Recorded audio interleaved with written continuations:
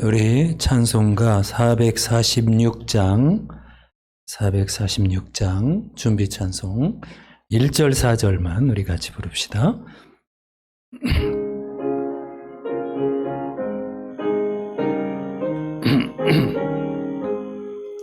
주 음성 외에는 참 기쁨 없도다.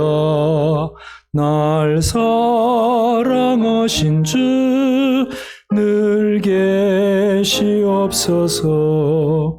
기쁘고 기쁘도다.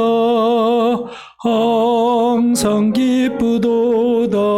나 주께 왔사오니 복 주옵소서. 4절 그 귀한 언약을 이루어 주시고 주 명령 따를 때 늘 계시옵소서. 기쁘고 기쁘도다. 항상 기쁘도다. 나 주께 왔사오니 복 주옵소서. 아멘.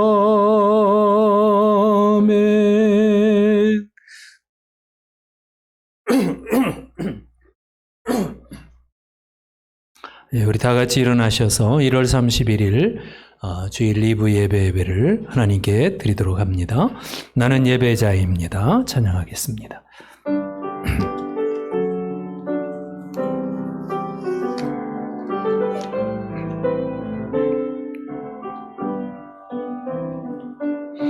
나는 하나님을 예배하는 예배자입니다. 내가 서 있는 곳 어디서나 하나님을 예배합니다. 내 영혼 거룩한 은혜를 향하여 내 마음 완전한 하나님 향하여 이곳에서 바로 이 시간 하나님을 예배합니다. 아버지께 참되게 예배하는 자들은 영과 진리로 예배할 때가 오나니 곧 이때라. 아버지께서는 자기에게 이렇게 예배하는 자들을 찾으시느니라. 하나님은 영이시니 예배하는 자가 영과 진리로 예배할지니라.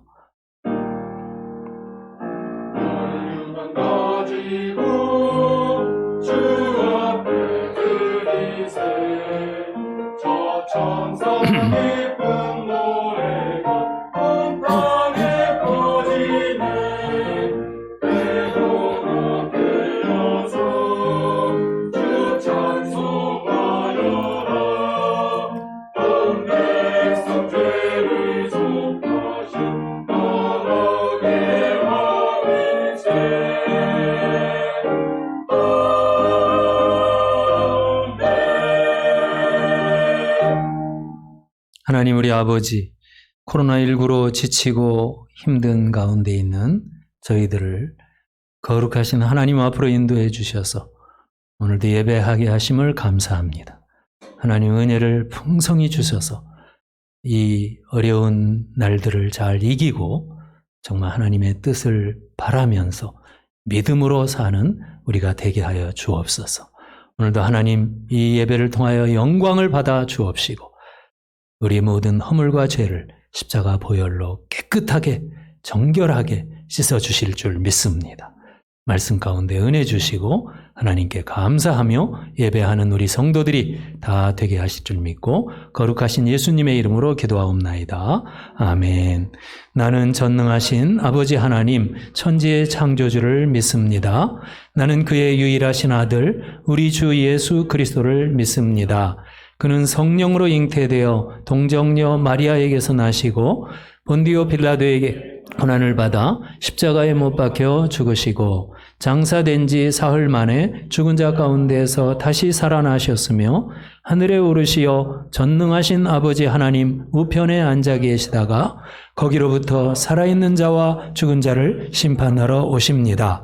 나는 성령을 믿으며 거룩한 공교회와 성도의 교제와 죄를 용서받는 것과 몸의 부활과 영생을 믿습니다.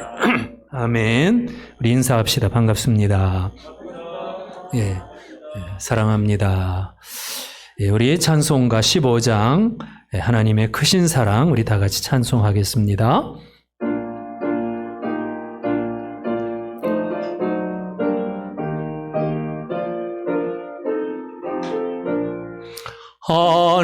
하나님의 크신 사랑 하늘에서 내리사 우리 맘에 항상 계셔 온전하게 하소서. 우리 주는 자비하사 사랑 무한하시니 두려워서 떠는 자를 구원하여 주소서. 걱정 근심 많은 자를 성령 감화하시며 복과 은혜 사랑받아 평안하게 하소서. 처음과 끝이 되신 주님 항상 인도하셔서 마귀 유혹 받는 것을 속히 끊게 하소서. 전능하신 아버지여 주의 주시고 우리 맘에 임하셔서 떠나가지 마소서. 주께 영광 돌려 천사처럼 섬기며 주의 사랑 영영토록 찬송하게 하소서. 우리 거듭나서 흠이 없게 하시고 주의 크신 구원받아 온전하게 하소서. 영광에서 영광으로 천국까지 이르러 크신 사랑 감격하여 경배하게 하소서. 아멘. 우리 서로 축복하는 찬양 한번 인사하면서 같이 합시다. 축복합니다. 축복합니다. 우리 좀 옆을 돌아봅시다. 예, 또 우리 집에 있는 분들도요. 축복합니다. 주님의 이름으로 축복합니다. 주님의 사랑으로 이곳에 모인 주의 거룩 자녀들께 주님의 기쁨과 주님의 사랑이 충만하게 넘치기를. God bless you. God bless you. 축복합니다. 주님의 사랑으로. 우리 하나님께 감사 영광 박수합시다. 할렐루야. 예. 시간 교회 소식을 같이 봅니다. 주보 맨 뒷페이지 교회 소식란을 우리 참고하시기를 바랍니다. 2002년 표어를 우리가 오직 여호와를 신뢰하자, 우리 여호와를 신뢰하는 한 해가 되기를 바라며, 또 실천사항으로 우리 개인의 구원을 위하여 또 형제 자매와 마음을 열고 사랑하며 또 어떤 일이든지 믿음으로 기도하고 승리하기를 원했습니다. 이번 예배 안내입니다. 계속적으로 거리두기 단계에 이제 맞도록 1부, 2부, 그리고 영상 예배로 하나님께 예배하고 있습니다. 이 고정된 분들도 있긴 있는데요. 섬기는 분들도 혹여나 명단이 빠진 분들, 연락 못 받으시는 분들, 박영래 전도사님에게 전화로 꼭 알려주세요. 주보에 전화가 있지요. 예. 그리고 다음 주에는 1부는 9시 예배는 3그룹이 하고요. 2부는 1그룹이 참여합니다. 또 2그룹은 영상 예배로 집에서 드립니다. 새벽 예배, 수요 예배, 금요 기도에 계속해서 드리고 있습니다. 주일학교도 우리가 예배 드리고 있습니다.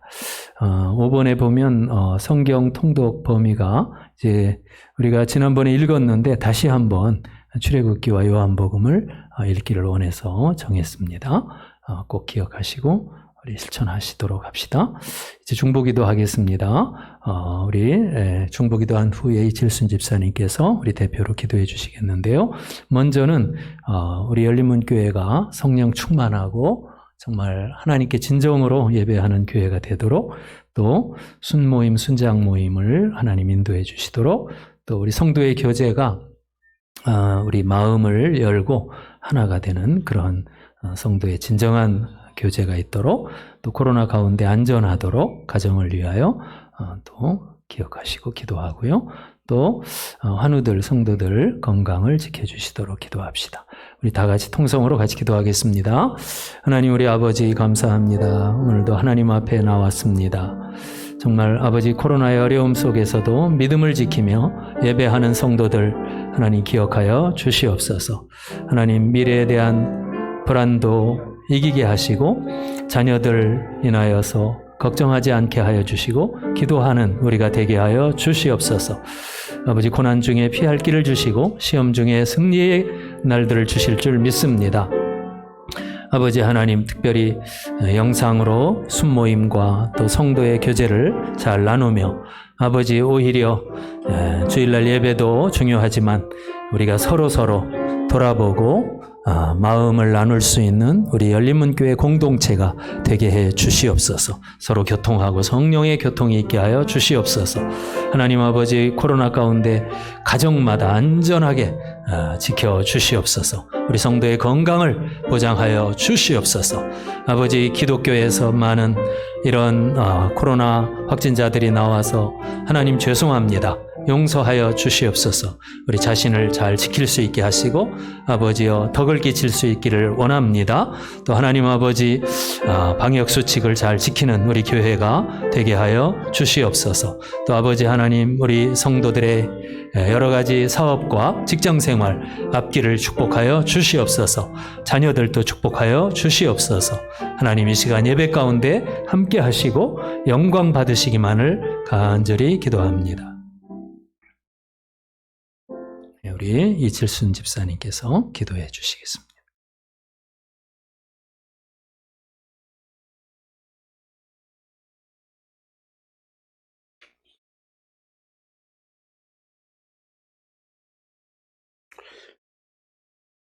은혜로우신 아버지 하나님, 이 시간 대면 비대면으로 예배 중인 저희들의 참 모습을 보게 하시고 신실한 마음으로 예배를 맞이할 수 있도록 이끌어 주시며 주님과 건강하고 막힘없이 이룰 수 있게 하셨습니다.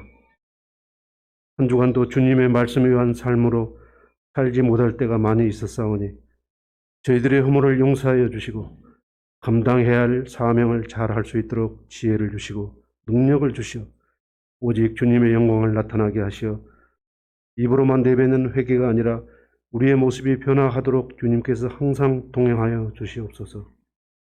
주님, 새롭게 직분을 맡은 성도들에게 주님께서 함께 하시어 주님의 신앙을 갖고 능력 있게 맡은 역할을 감당할 수 있게 하시고 보이지 않는 곳에서 헌신하며 봉사하는 손길들을 기억하시고 이들의 수고와 헌신을 주님께서 아시고 복을 내려 주실 것을 간곡히 원합니다. 아버지 하나님, 국내뿐만 아니라 세계적으로 코로나 감염으로 인해 두려움과 고통을 받고 있습니다. 어려움을 겪고 있는 경제, 사회, 직장 사업자 등을 회복되어 주게 하여 주시옵고 모두가 두려움 없게 하고 무엇보다도 우리가 함께 하나님 전에 예배할 수 있게 어려움 없도록 이 땅에서 하루빨리 바이러스가 사라질 수 있도록 치료 백신이 개발되어 코로나가 종식되도록 간절히 원하옵나이다. 주님, 질병으로 투병 중인 성도들과 삶의 일상에 어려워 힘들어하는 지체들도 있습니다.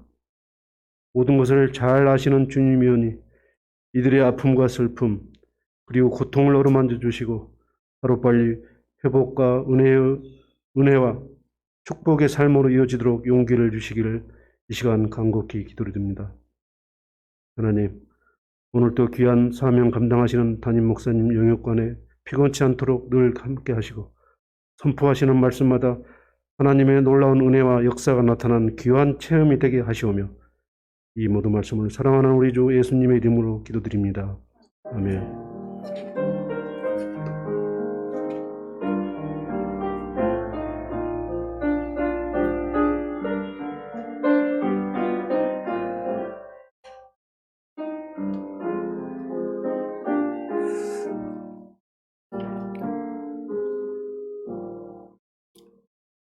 우리 헌금을 위하여 봉헌 찬양 51장을 부르며 올려드리도록 하겠습니다.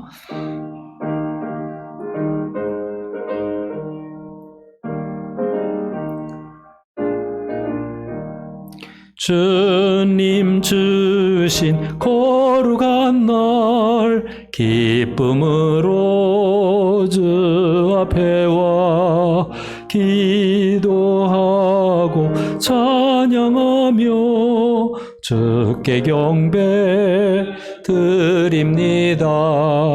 내게 주신 그 귀한 물질 하나님께 드리오니 기뻐 받을 제물로서 연락되게 하옵소서. 내게 있는 귀한 것을 주님 앞에 다 드려도 주님 주신 큰 사랑엔 부족한 것뿐입니다. 구원하신 나의 주님 크신 은혜 생각하며 온 마음과 뜻 다하여서 겸손하게 드립니다. 아멘. 예, 하나님 앞에 귀한 11조 예물 구별하여 드립니다. 우리의 모든 삶을 하나님이 책임지실 줄 믿습니다. 성가대를 위하여 특별 헌금을 드리고 감사 헌금 함께 해주신 주님 감사드립니다. 우리 이칠순 집사님 또 박지현 집사님 감사 예물 드립니다. 기도하겠습니다. 하나님, 항상 하나님의 말씀 가운데 우리에게 다가오시고 또 성령으로 위로하시며 소망을 주시는 것을 감사합니다. 아버지, 이 세상은 코로나로 어지럽지만 정말 우리가 믿음으로 살 때 기적이 일어나고 또 우리의 삶이 보장되고 정말 하나님께 영광 돌리며 예배하는 삶을 살게 하실 줄 믿습니다. 오늘 이 예물에 담긴 헌신 또 믿음, 하나님 학자의 눈으로 귀로 또 입으로 우리를 도우시며 살피시며 축복하시되 가장 귀한 축복, 귀한 선물, 귀한 응답들로 채워주실 줄 믿습니다. 또 하나님 나라를 위하여 아버지 우리가 사는 동안 정말 선교적인 사명을 잘 감당하고 또 교회를 세우며 영광 돌리는 소명을 감당하는 우리 모든 성도가 되게 하여 주옵소서. 거룩하신 주 예수 그리스도의 이름으로 기도하옵나이다. 아멘.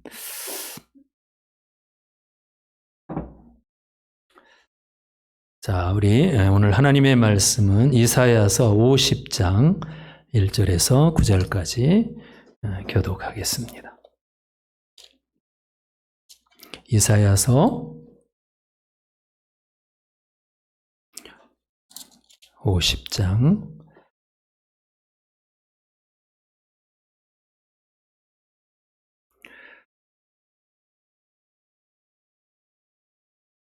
제가 먼저 1절 봉독을 시작합니다.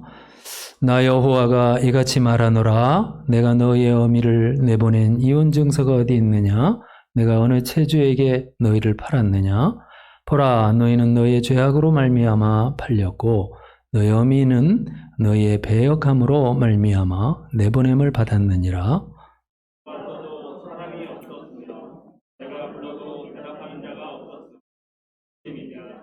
내 손이 어찌 짧아 구속하지 못하겠느냐? 내게 어찌 건질 능력이 없겠느냐? 내가 쫓기져 바다를 마르게 하며 하늘 사막이 되게 하며 물이 없어졌으므로 그 물고기들이 낚시를 내며 내가 흑암으로 하늘을 입히며 굵은 배로 덮느니라.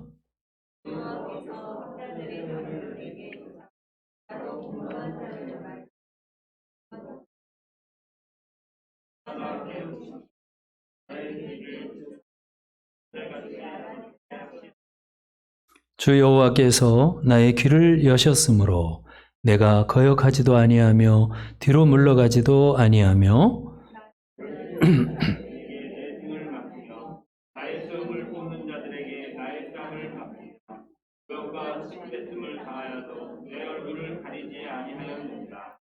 주 여호와께서 나를 도우심으로 내가 부끄러워하지 아니하고 내 얼굴을 부싯돌같이 굳게 하였으므로 내가 수치를 당하지 아니할 줄을 아노라. 나를 의롭다 하시는 이가 가까이 계시니 나와 같을 자가 누구냐? 나와 함께 설지어다. 나의 대적이 누구냐? 내게 가까이 나올지어다. 다 같이요. 보라, 주 여호와께서 나를 도우시리니 나를 정죄할 자 누구냐? 보라, 그들은 다 옷과 같이 헤어지며 좀미 그들을 먹으리라. 아멘.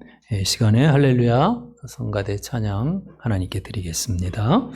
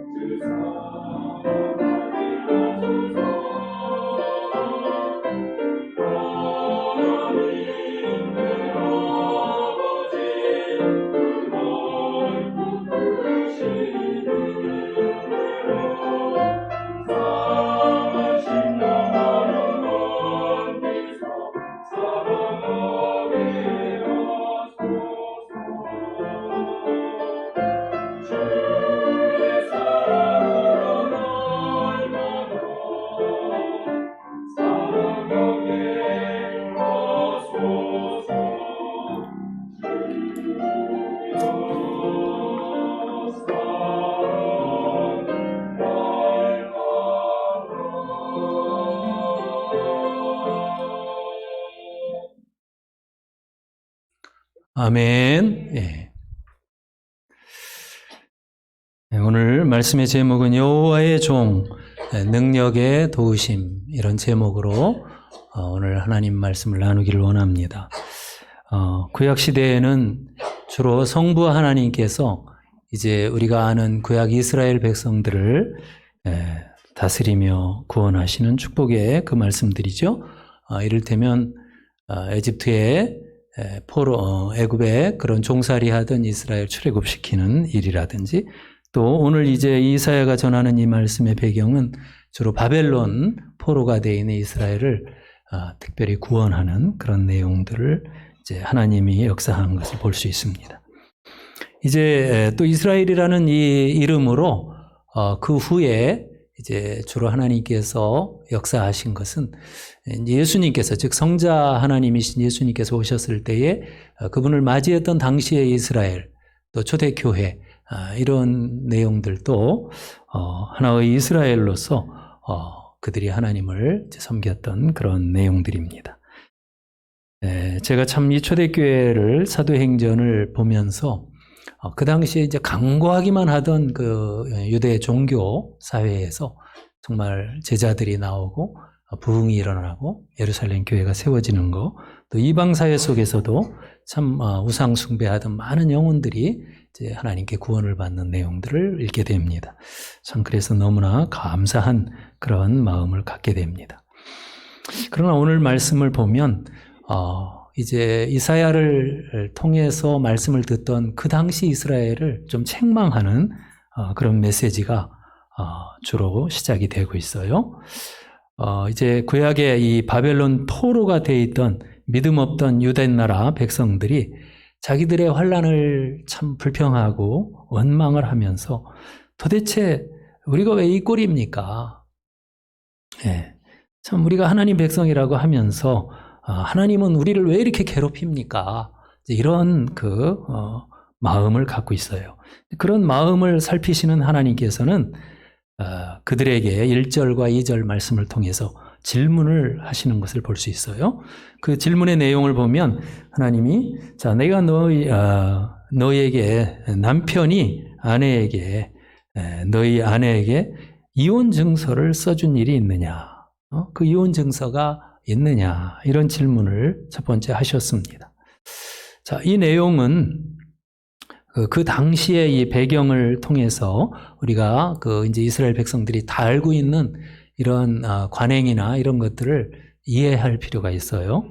뭐냐면 그 당시 부부관계에서 남편들은 아내가 마음에 안 들고 왠지 좀 지루해졌다, 뭐 그러면은 그냥 그 아내에게 이혼 증서를 이렇게 써서 주었던 것입니다. 그러면 그 아내는 대부분이 항의를 못하고 그냥 이혼 당하는 거예요. 오늘날 여자들이 이제 좀 이렇게 권리가 좀 있는 시대니까 우리가 이해가 안 될 수 있는데, 그 시대에는 남편들이 아내를 소유물 취급하다가 좀 짜증나고 실증나면 그냥 이혼 증서 써주는 예가 있었어요. 이제 율법서에도 보면, 여러분들이 이제 좀 자세히 읽어보면 그런 얘기들이 나와요, 곳곳에. 그런 시대예요.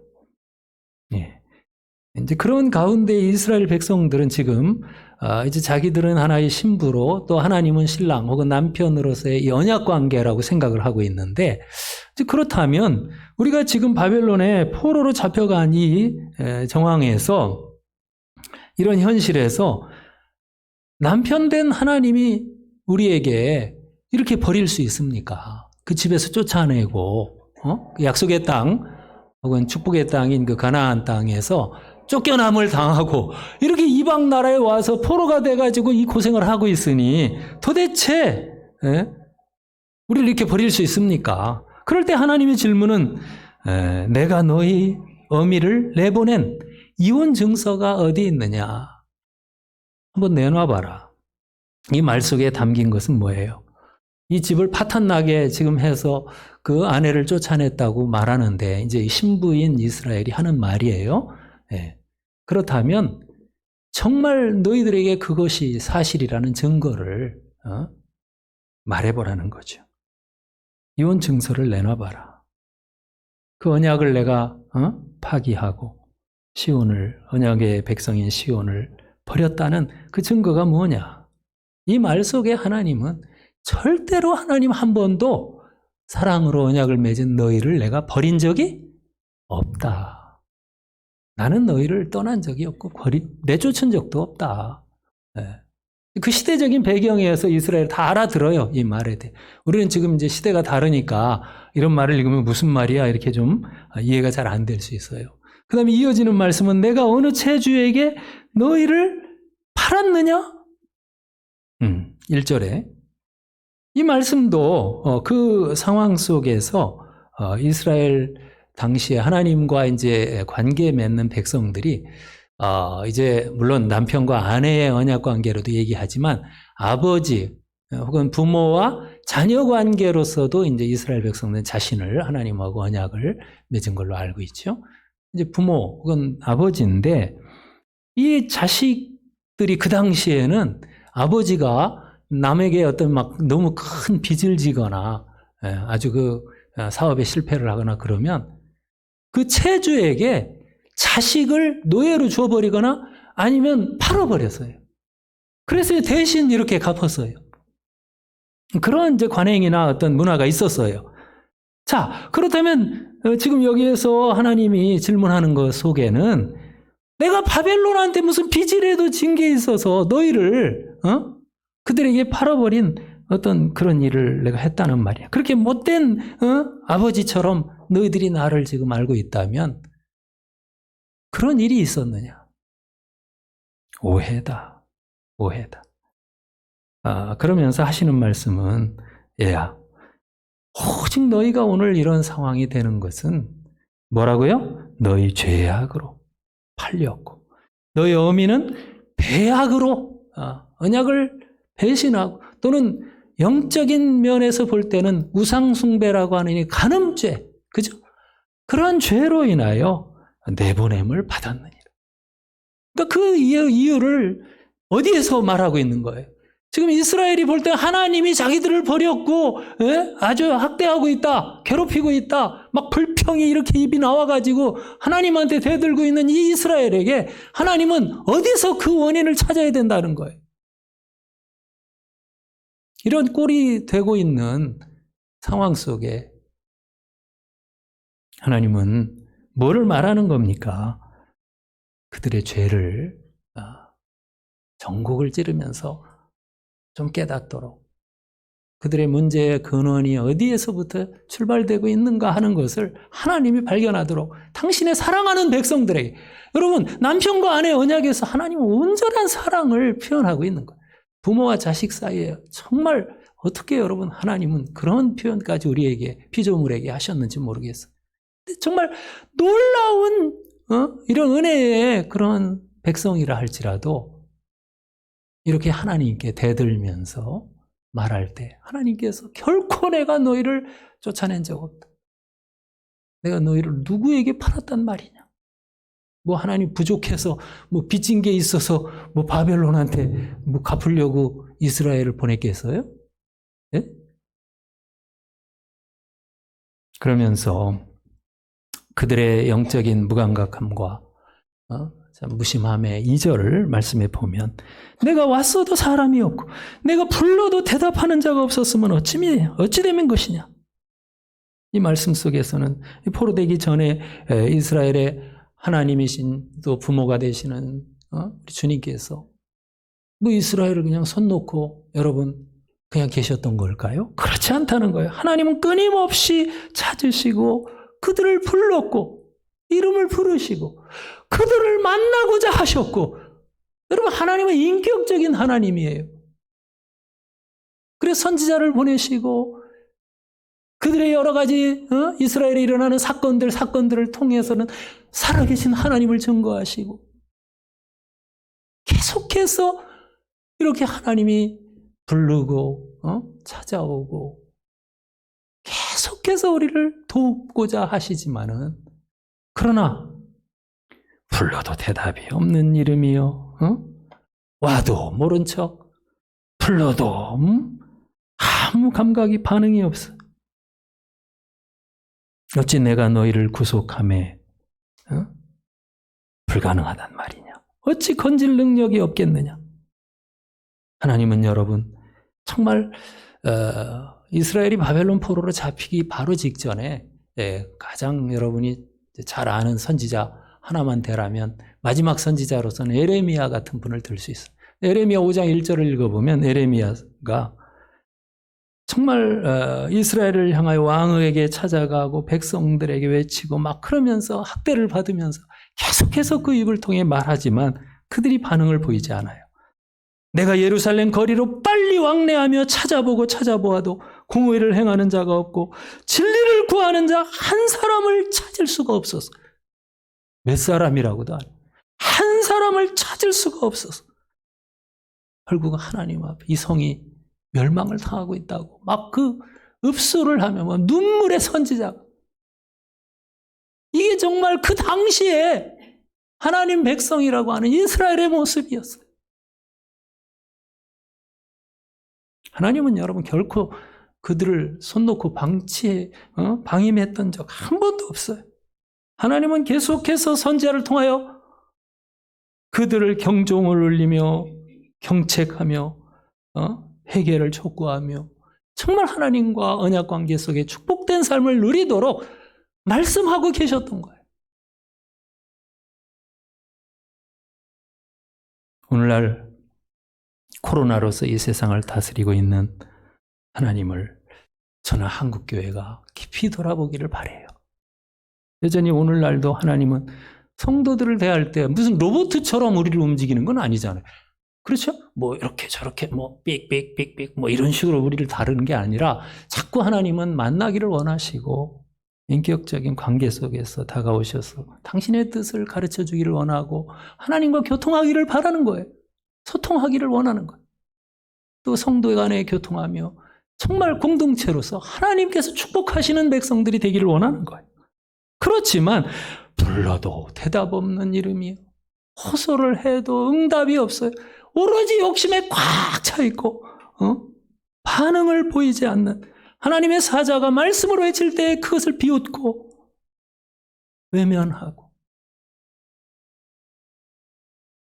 또 심지어는 저를 보세요. 하나님을 내가 분명히 신앙 고백했던 사람인데 그냥 쉽게 한순간에 다른 하나님으로 바꿔치기를 잘해요. 한순간에. 거기에 막 절하고 있는 사람들 봐요. 자기 자신이 하나님이야. 돈이 하나님이야. 막 순간적으로 보면 쉽게 그냥 바꿔치기. 하나님을 다른 우상을 하나님으로. 이런 상황에 하나님께서 여러분 어떻게 하시겠어요? 오늘 말씀에 보면 이스라엘을 향하여 그 시대에 말씀하는 포로된 이스라엘을 향한 말씀, 오늘날 이 세상에 포로된 한국 교회를 향하여 하나님이 지금도 말씀하고 계시지 않나요? 자기 자신을 강변하고 있지 않나요? 내가 언제 너희를 버렸단 말이냐? 왜 우리가 이런 이 꼴입니까? 막 불평, 막 짜증으로 사람들이 얼굴을 보면 도대체 신자인가 감사가 없어요.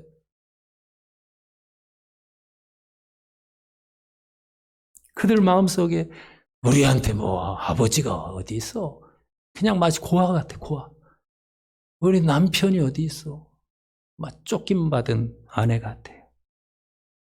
이 무신론자들이요. 제가 무신론자 책을 지난 주간에 조금 보니까 이렇게 말을 하더라고요. 이 세상에 신이 어디 있어? 신이 어디?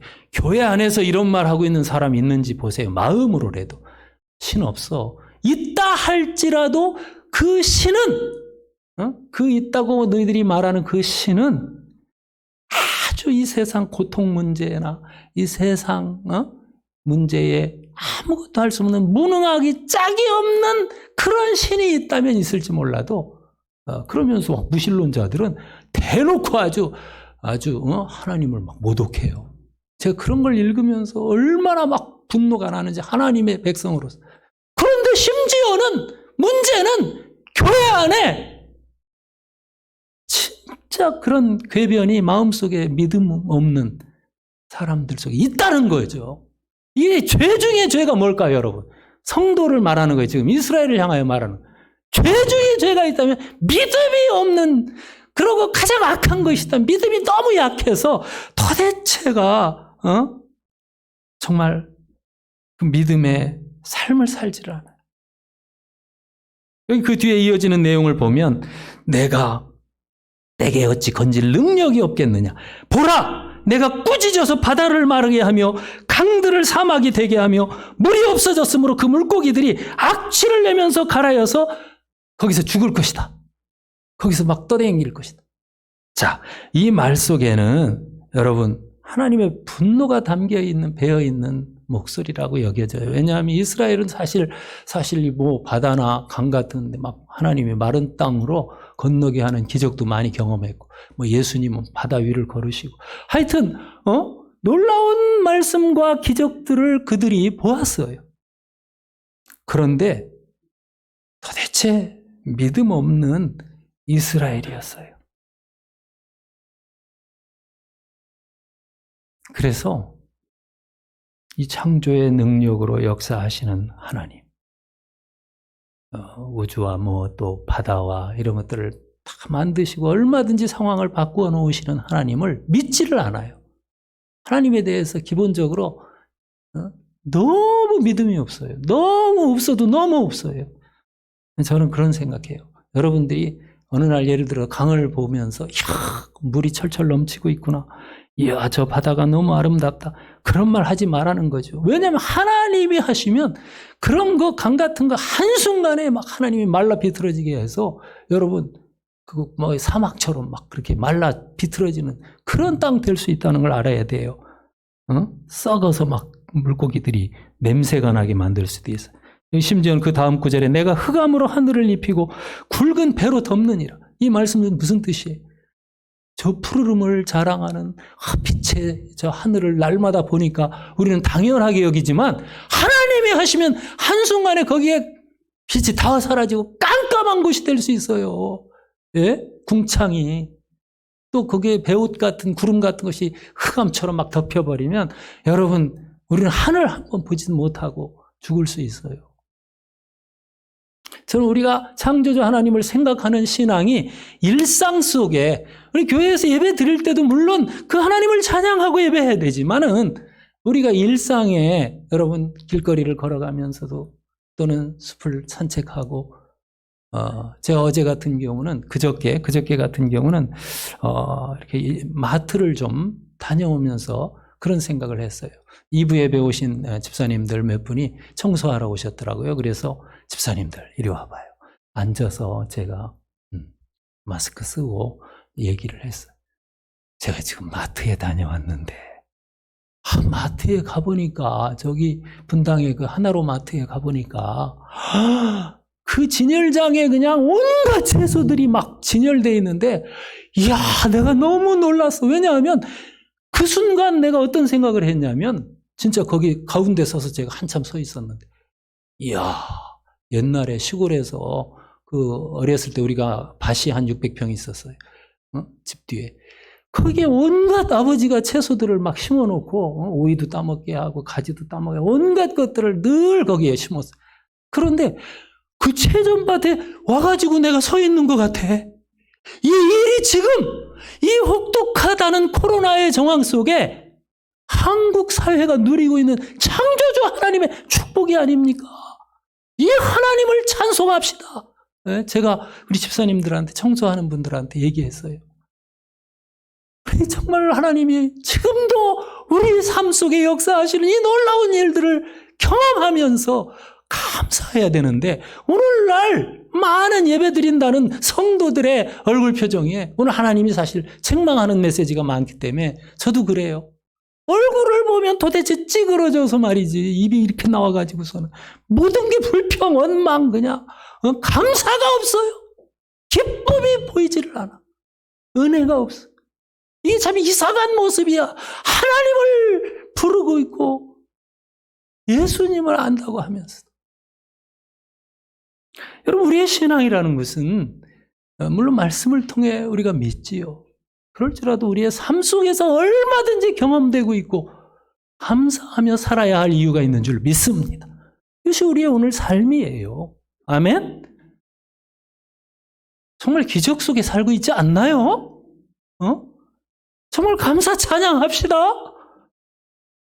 오늘 정말 우리의 예배 가운데 여러분 다시금 찾아오시는 하나님을 만나고 옛날 그 구약시대 이스라엘 또 예수님 당시에 그 유대인들 그 사회에서 말이죠 보면 종교인들 아이고 참 더 강팍해요. 그 구약 옛날 바벨론 포로 때보다 예수님 당시 만나고 있는 그 사람들 보면 더 강팍해.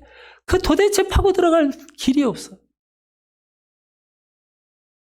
자, 이제 마지막으로 두 번째로 4절에 보면 구약 이스라엘을 대상하는 1절부터 3절까지의 그 성부 하나님의 음성보다 이제는 내가라는 말이 4절부터 보면 달라져요. 앞에서는 내가 할 때 여호와 성부를 가리킨다면 4절부터 이게 막 자꾸 반복이 됩니다. 성경을 그 고난의 종에 대한 내용을 보면 주 여호와께서 내게 학자의 혀를 주셨다는 학자들의 혀와 같은 혀를 주셔서 권고한 자들을 말로서 돕게 하시고 아침마다 깨우치시며 나의 귀를 깨우치시며 학자들까지 알아듣게 하신다. 5절 주 여호와께서 나의 귀를 여셨으므로 내가 거역지도 않고 뒤로 물러가지도 아니하며 하면서 메시아의 사역을 한 것을 이 메시아 성자 하나님께서 자신 증거를 하고 있는 것입니다. 오늘 여러분 하나님은 그 시대에나 구약 시대에나 오늘 우리에게도 마찬가지로 여전히 다가오고 계시고 우리를 도우시고 우리를 정말 구원의 백성으로서 축복받게 하실 줄 믿습니다. 그런데 이 시대에는 지금 보면 예수님 당시죠. 이제 이사야가 내다본 바로 그 당시에 보면 유대인들은 옛날에는 바벨론 포로였다면 이제 로마의 식민지가 돼서 아주 세상에 쩔쩔매는 그런 존재로 살고 있었어요. 자, 그런 가운데 오히려 더 강팍한 이스라엘의 모습으로 우리가 만납니다. 우리가 복음서를 읽어보면 예수님 당시에 그 유대인들이 결국 어떻게 돼요? 소수의 제자들과 또 예루살렘 교회가 있지만은 그들은 옛날에 아버지로 또는 어떤 남편으로서의 언약된 그런 하나님으로 도대체가 만나지를 못하고 불평하며 우리에게 언제 아버지가 아버지처럼 도와준 적이 있어? 우리의 남편이 쫓아내서 우리가 이렇게 지금 직사하게 고상하고 있어. 온통 그냥 불평하던 바로 그 모습이에요.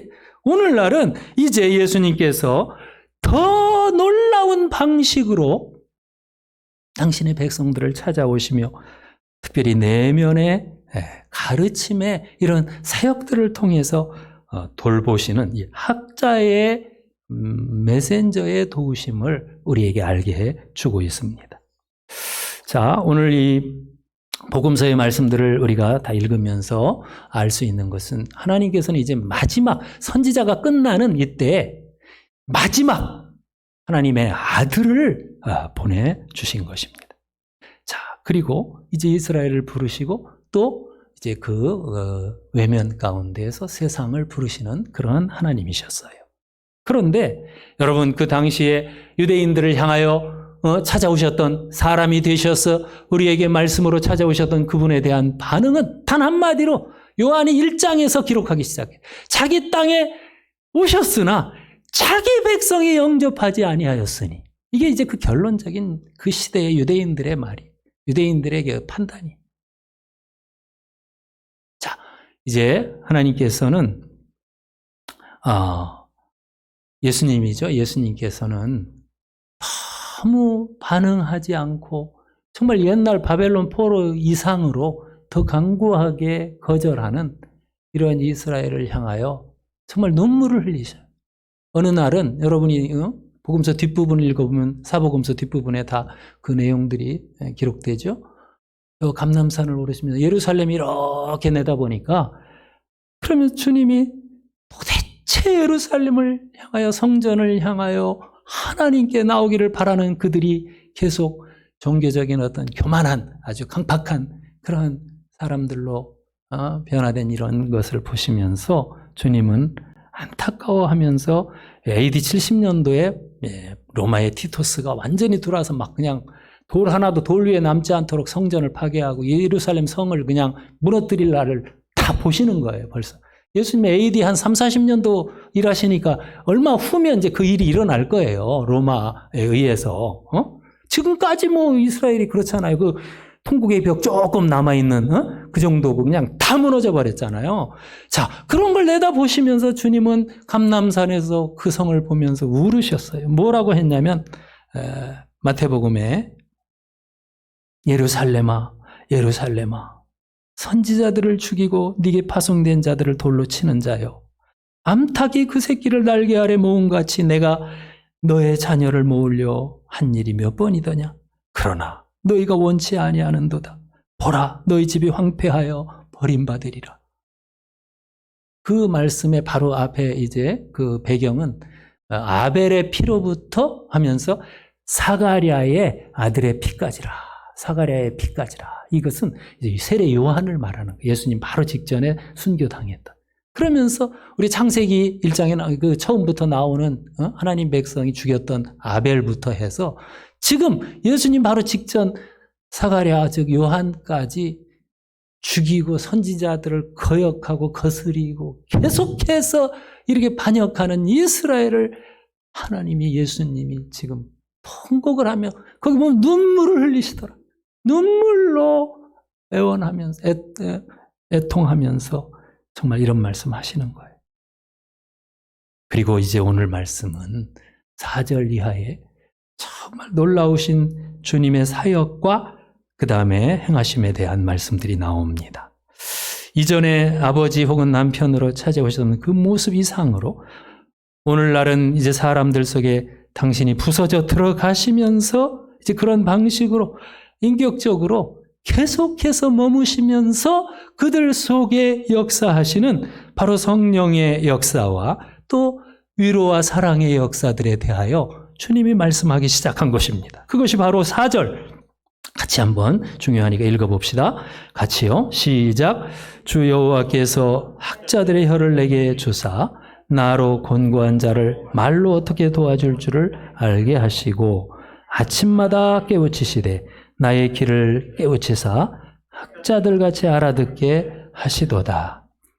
여기서 예수님께서는 이제 메시아 사역을 하시는데 여기서 내가 하는 것은 다 이제 나를 하는 것은 예수님 자신 메시아를 가리키는 거예요.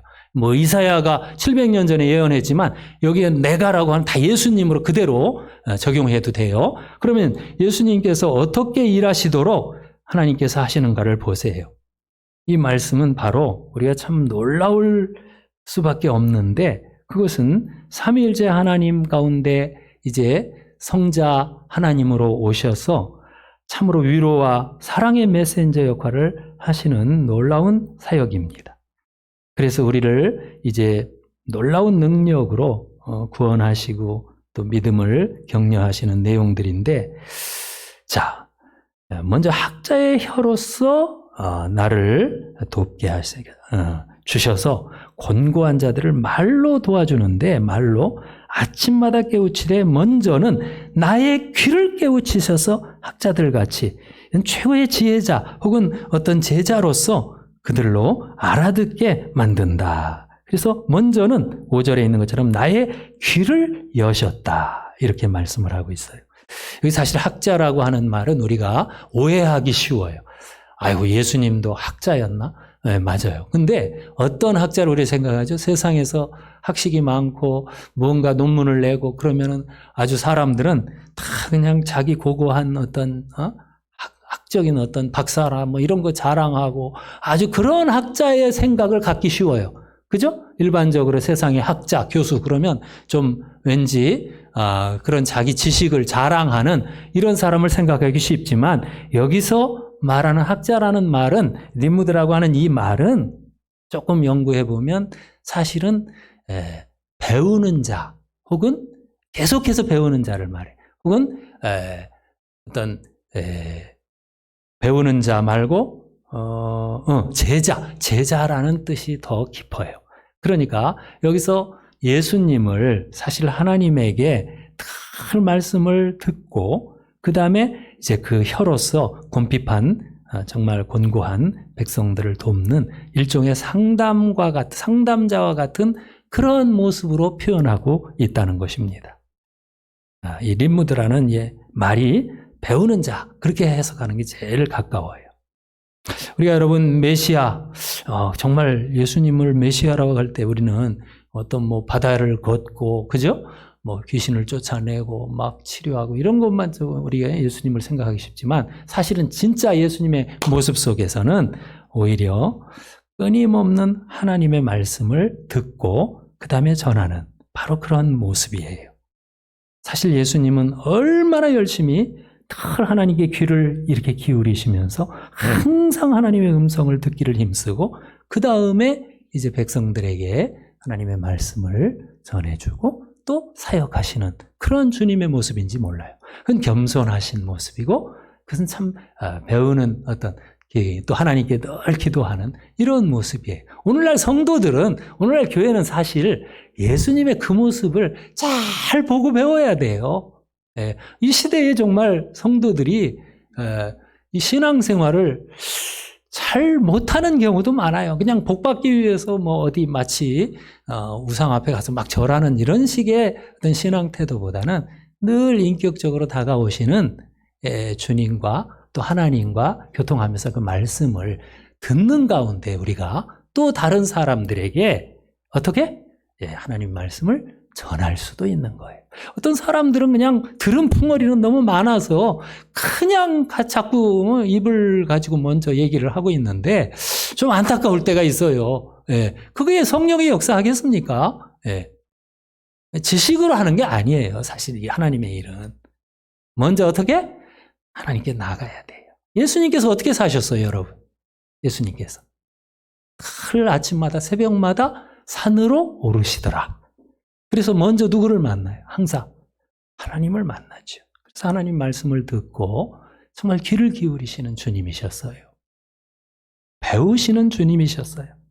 이 사도들도 마찬가지예요. 예수님의 제자들은 먼저 말씀을 훈련을 통해서 배우는 자들이 마태복음 13장 52절에 보면 옛 창고에 들어가서 좋은 걸 꺼내오고 새 창고에 들어가서 좋은 걸, 이것은 이제 구약과 신약을 비유로 말한다면 이 예수님의 제자된 자여 서기관들은 그러면서 이 창고에 들어가서 좋은 것도 꺼내보고 저 창고에 들어가서 좀 계속해서 풍성한 것을 막 누리는 가운데에서 그들이 비로소 다른 사람들과 나누는 삶을 사는 것이 제자의 삶이에요.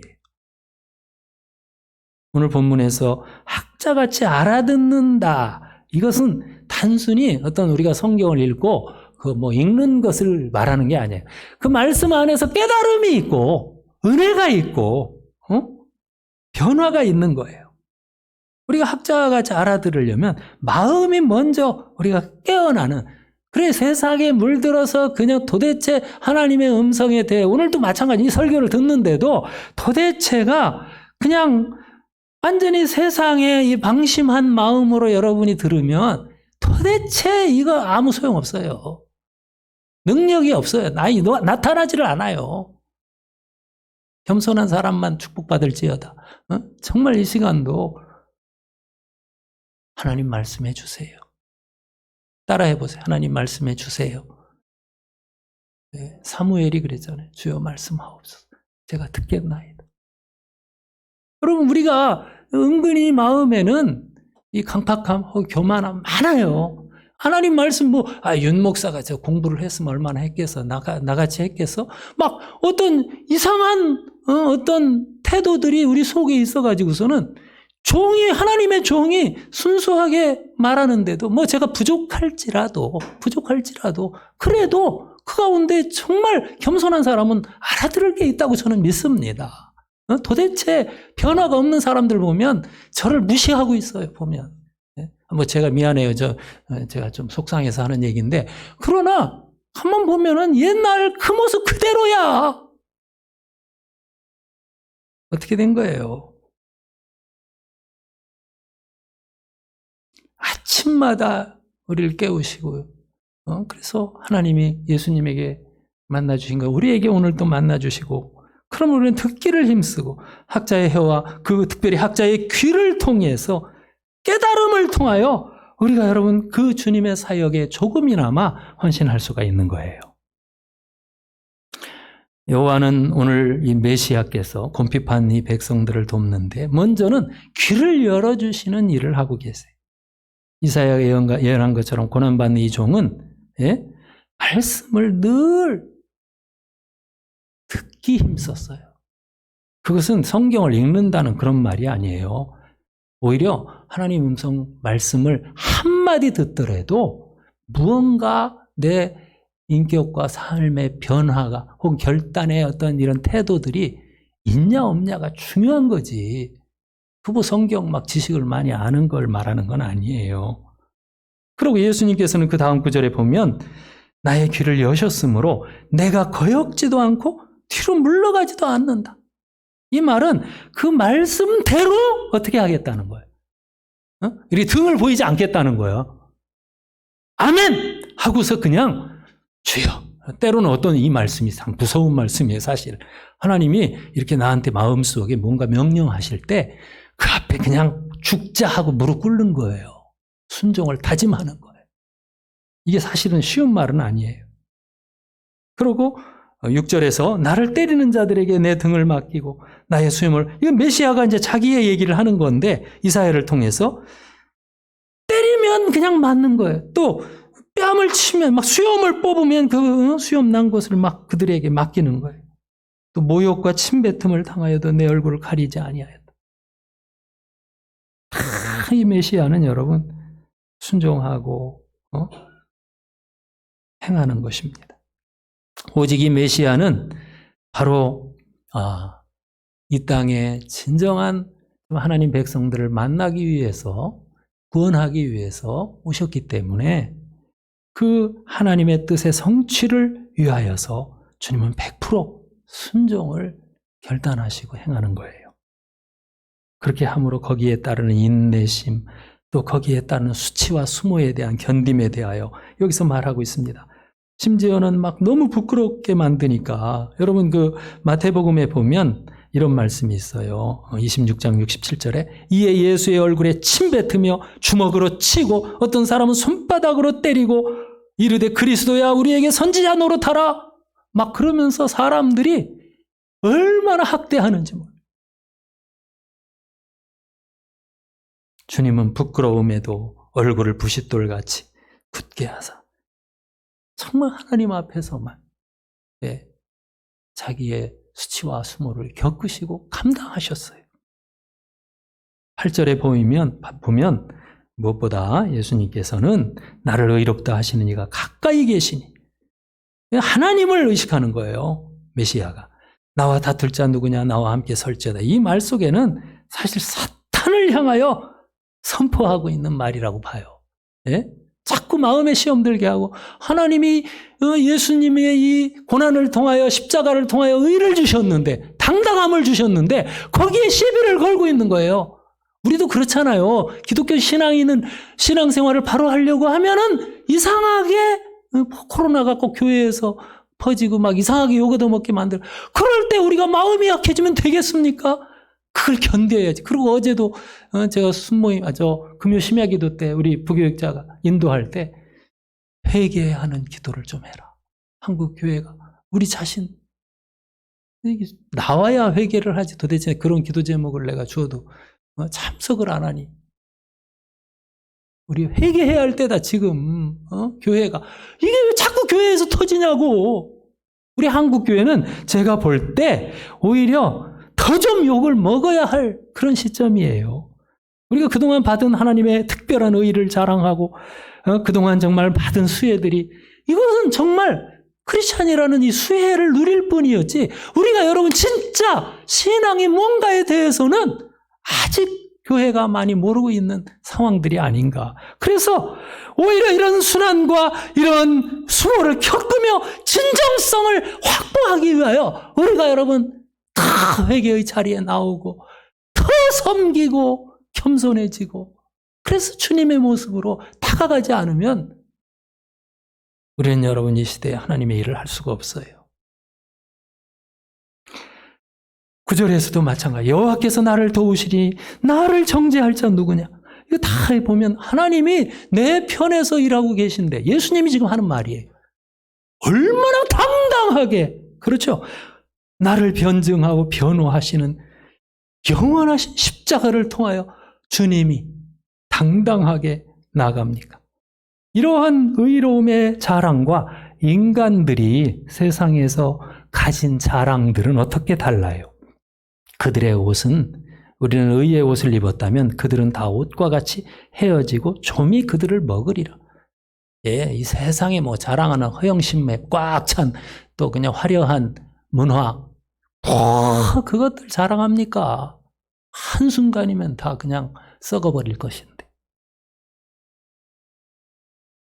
여러분, 이제 말씀을 마치면서 우리 열린문교회가 학자의 혀로 또 귀로서 늘 섬기시며 오늘도 다가오시고 계시고 정말 우리와 함께 하시는 하나님을 외면하는, 정말 또 우리의 죄로 인하여 또 어떤 불평, 원망 이런 것들로 인하여 믿음 없는 이러한 신앙에서 벗어나십시다.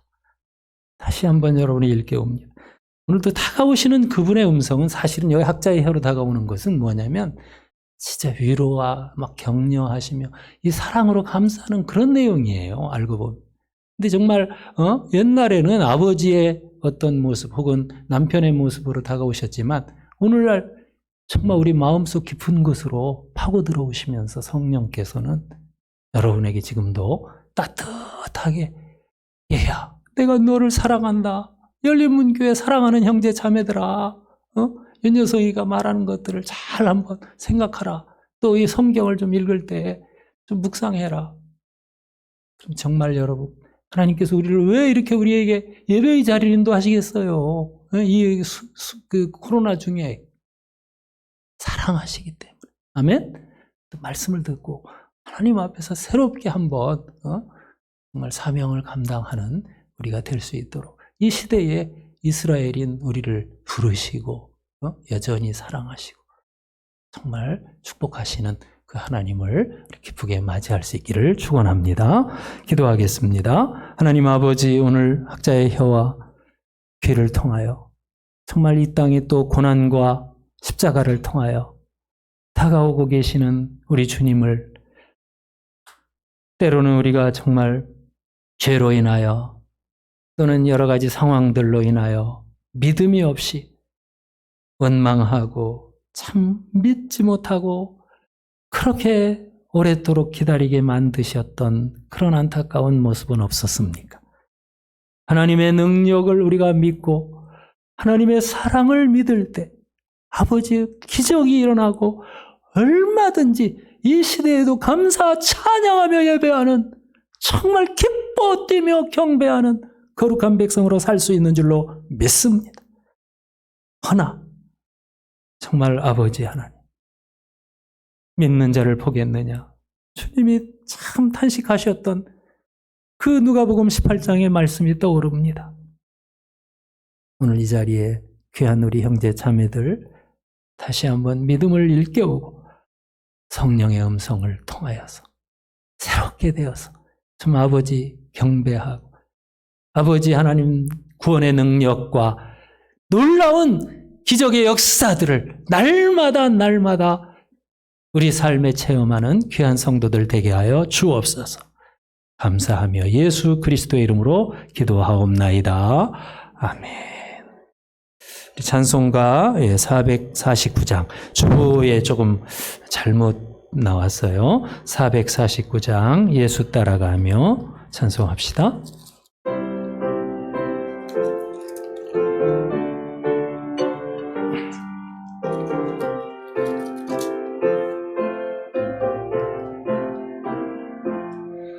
예수 따라가며 복음 순종하면 우리 행할 길 보이겠네.